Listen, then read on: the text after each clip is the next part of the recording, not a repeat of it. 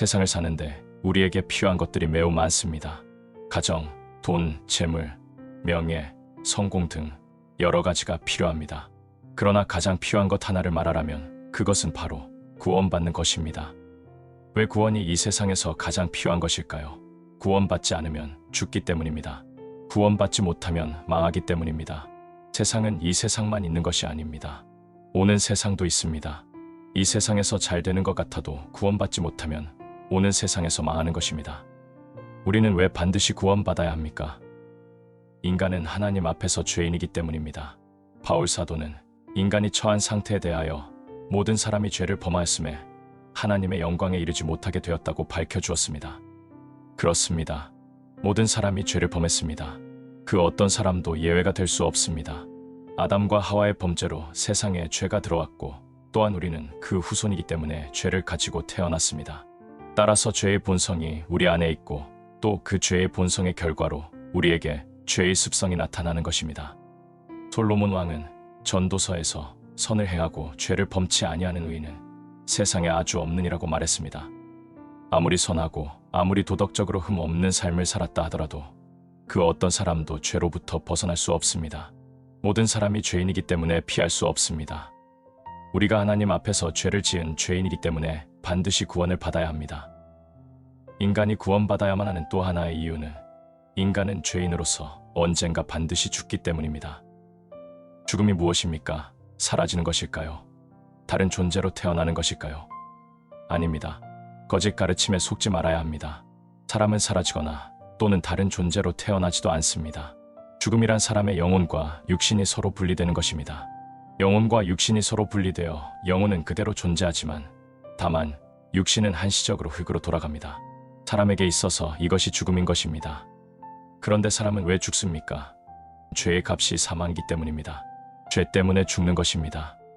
모든 사람이 죄인이기 때문에 인간에게 있어서 죽음은 필연적입니다.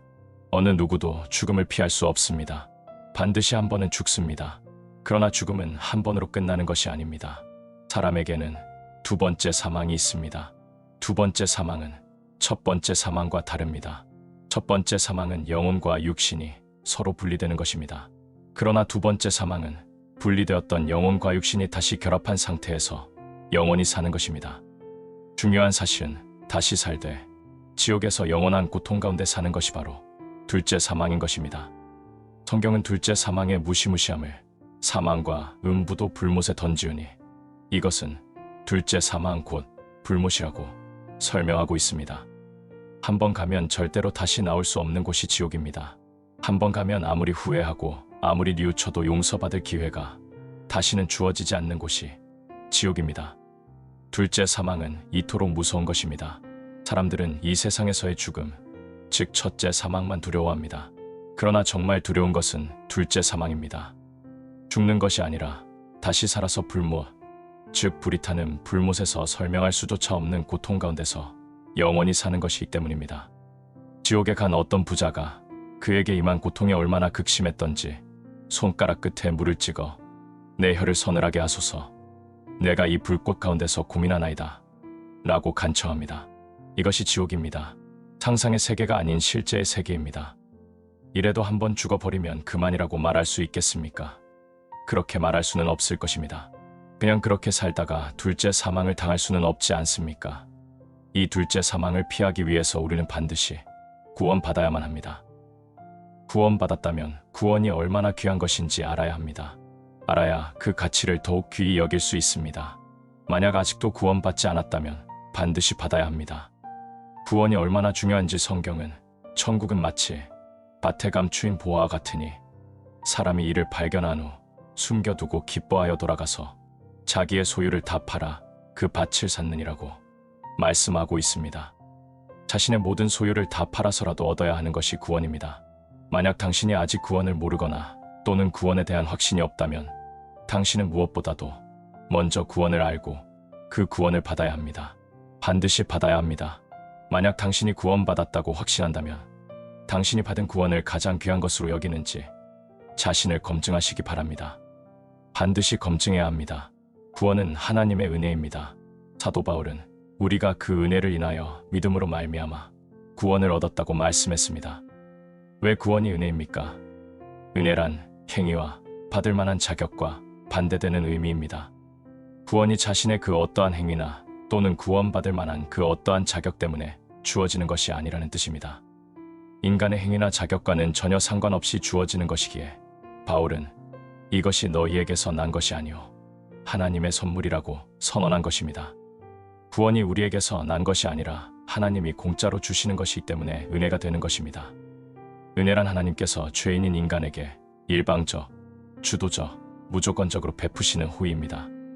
구원이 은혜라는 말은 은혜를 받는 사람의 무자격과 무가치를 나타냅니다. 빛과 어두움이 서로 상반된 것처럼, 물과 불이 서로 함께 할 수 없는 것처럼 은혜와 행위는 서로 상반됩니다. 바울은 로마서에서 이 점을 분명히 하면서 구원이 만일 은혜로 된 것이면 행위로 말미암지 않음이니 그렇지 않으면 은혜가 은혜되지 못하느니라고 말씀했습니다. 구원은 철저히 은혜입니다. 우리의 실력이나 자격이나 가치 또는 우리의 그 어떤 행위와는 전혀 상관없이 하나님께서 일방적으로 죄인인 우리에게 베푸시는 후의이자 선물인 것입니다. 구원의 본질을 바로 알기 위해서는 우리는 먼저 죄의 문제를 짚고 넘어가야 합니다. 왜 사람은 죄를 범할까요? 그것은 우리가 죄를 가지고 태어났기 때문입니다. 성경은 모든 사람이 죄를 범하였음에 하나님의 영광에 이르지 못하더니 라고 말씀했습니다. 모든 사람입니다. 나도 당신도 그 어떤 사람도 예외일 수 없습니다. 사람은 죄인으로 태어났기 때문에 원하는 바 선은 행하지 아니하고 도리어 원치 아니하는 바 악을 행할 수밖에 없다고 고백하는 처지에 놓이게 되었습니다. 그렇다면 우리로 하여금 하나님의 영광에 이르지 못하게 하는 죄가 무엇입니까? 구원받기 위해서는 먼저 죄가 무엇인지 알아야 합니다. 첫째, 죄란 근본적으로 하나님에 대한 불순종입니다. 최초의 인간인 아담과 이브는 하나님의 말씀에 불순종했습니다. 하나님께서는 그들에게 에덴 동산에 있는 선악과를 따먹지 말라고 했습니다.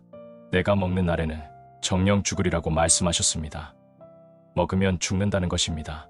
그러나 뱀의 모습으로 나타난 사탄이 너희가 결코 죽지 아니하리라 라는 거짓말로 그들을 유혹했습니다.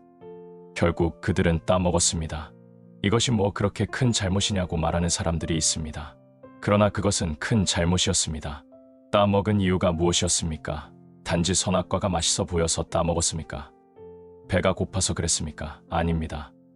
너희가 그것을 먹는 날에는 너희 눈이 밝아 하나님과 같이 되어 라는 사탄의 유혹에 넘어갔기 때문입니다.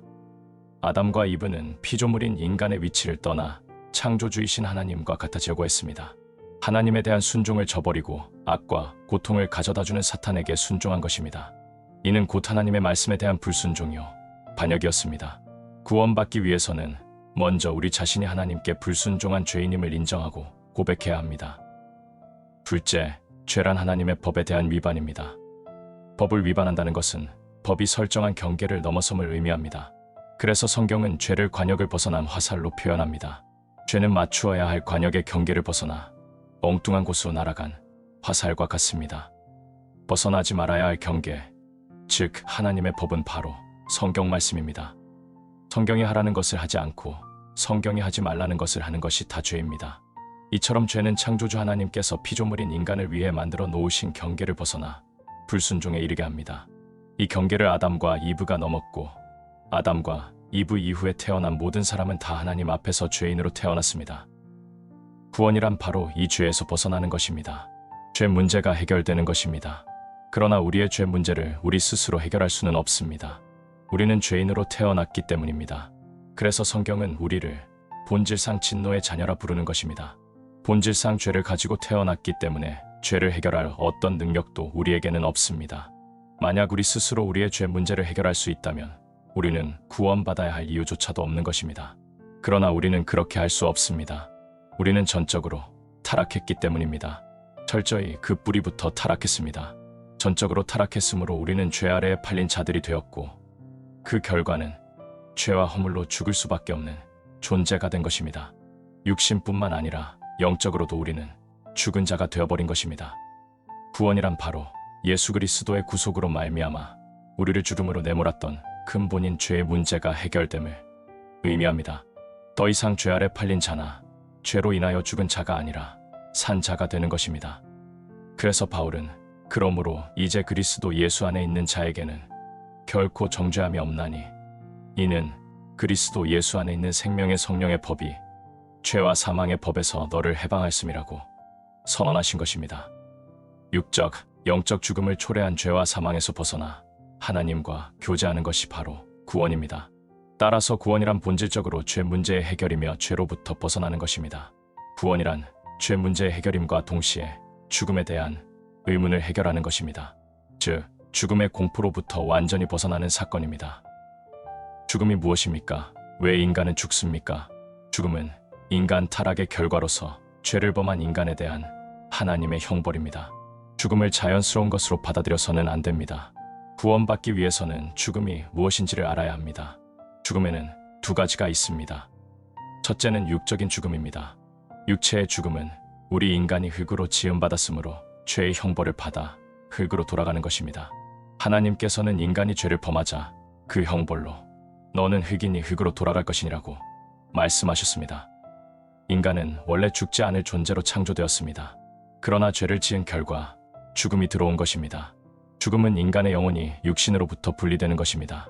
따라서 인간은 필연적으로 이 죽음을 두려워합니다. 자신이 영혼과 육신으로 분리되는 것을 두려워합니다. 왜냐하면 죽음 이후에 어떻게 될 것인가에 대한 두려움 때문입니다. 둘째는 영적인 죽음이 있습니다. 인간은 근원적으로 영적인 존재로 창조되었습니다. 성경은 하나님께서 인간을 지으신 방법에 대하여 여호와 하나님이 흙으로 사람을 지으시고 생기를 그 코에 불어넣으시니 사람이 생명이 된지라고 설명합니다. 인간 창조에 쓰인 재료는 두 가지입니다.